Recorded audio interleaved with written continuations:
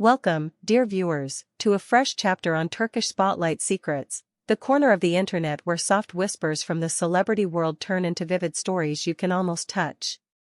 Before we dive into today's tale, already rippling across timelines and group chats, make sure you're subscribed, tap the bell, and, if you feel like sitting at the VIP table with us, hit join to support the channel.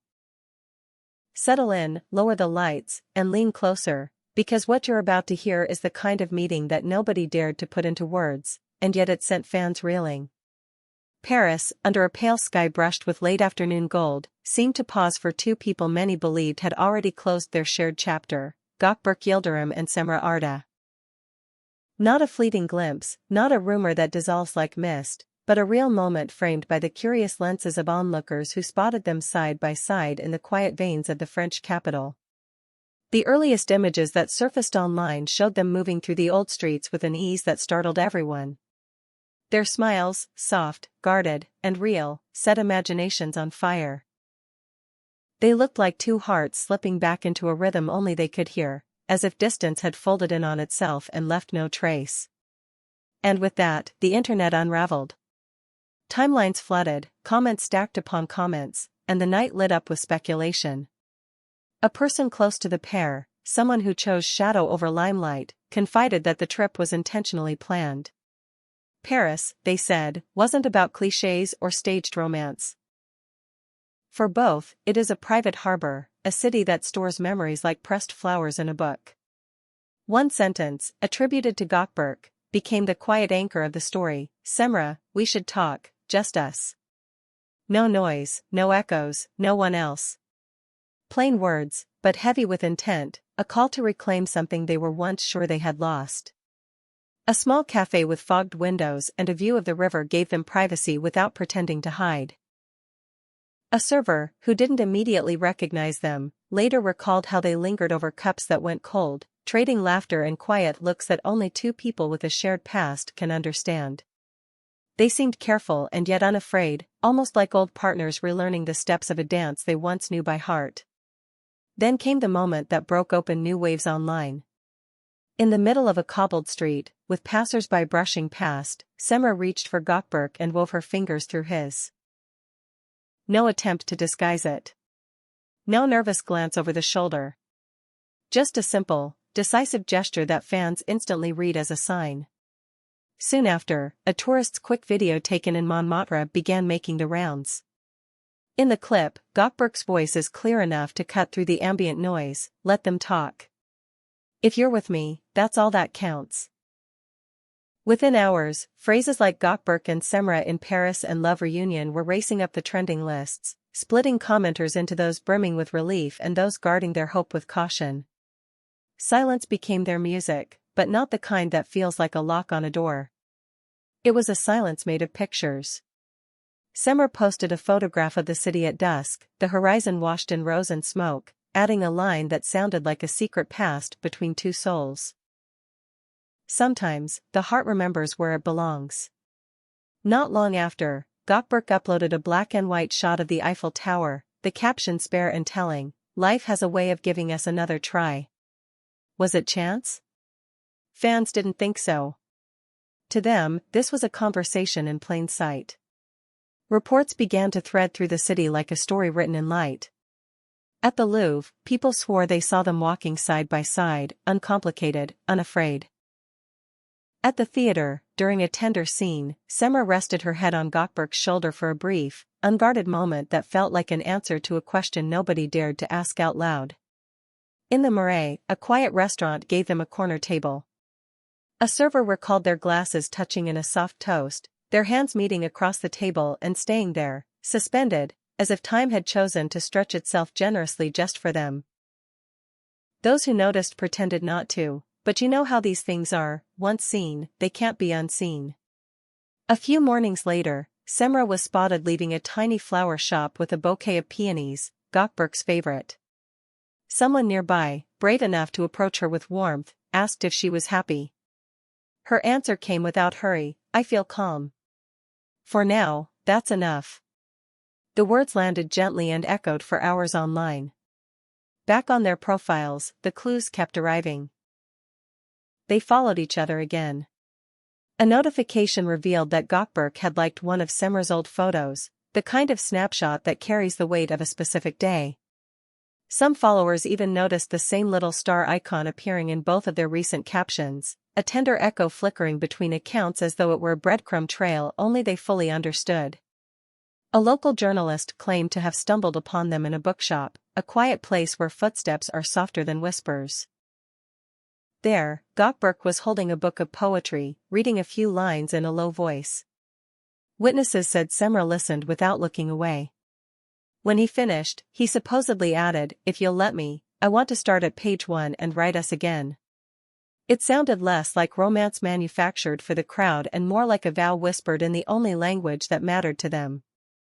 Of course, the chorus wasn't unanimous. Some pundits shook their heads, reminding the public that a getaway, no matter how picturesque, can't fix what once fractured two people.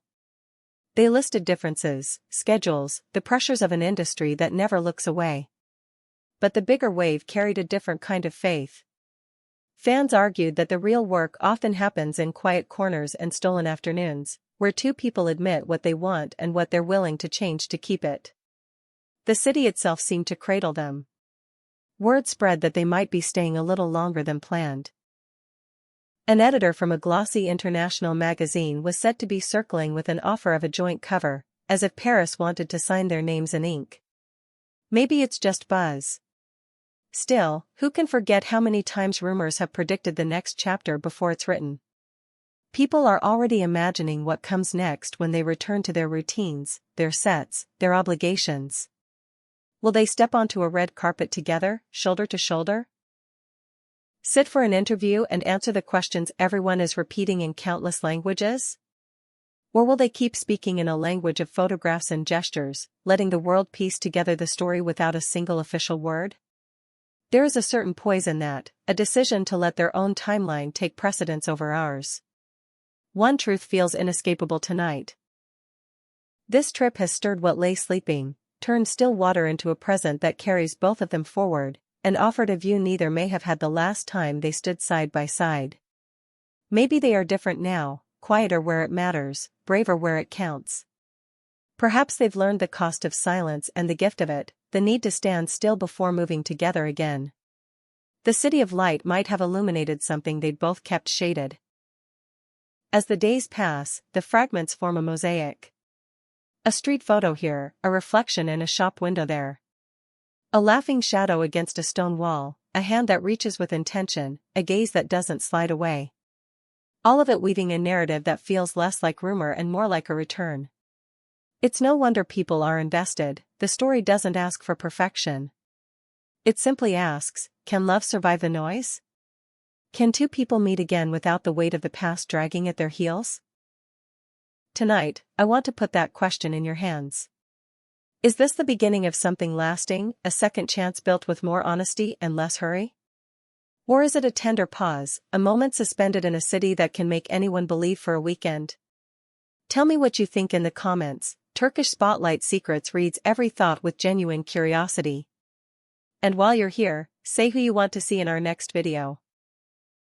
We're all audience and author in this world, writing and watching as the pieces fall into place. Whatever unfolds next, these Paris days will leave a mark. If they choose to stand in front of cameras together soon, there will be a hush before the first flash, a shared breath that answers the only question that matters. If they decide to let actions and images continue speaking, we'll be here, paying attention to the small things. The song they both quote, the matching charm in a photograph, the way their timelines sync like a heartbeat. Thank you for walking through this story with us, for listening as the city translated their silence into scenes. Don't forget to like the video, subscribe to Turkish Spotlight Secrets, and click join if you want to give us that extra boost as we chase the threads that make these moments unforgettable. Until next time, remember this.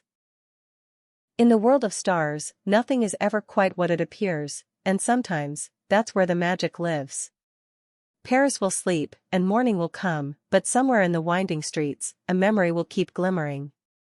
Two silhouettes, familiar to millions, paused beneath a pale sky and decided to speak from the middle of their story rather than its end. It looked ordinary to anyone not paying attention, but you and I know better. In that city, on that day, with the light falling just so, Gökberk, Yıldırım and Cemre Arda reminded us why we still lean in when a rumor sounds like a heartbeat. They reminded us that sometimes, when you step back into a place that knows your secrets, you give yourself permission to try again. So we wait, patient or restless, scrolling and watching, catching the gentle clues they leave behind. Maybe it's a line in a caption about the sun returning, or a photograph that mirrors the first one they ever took together.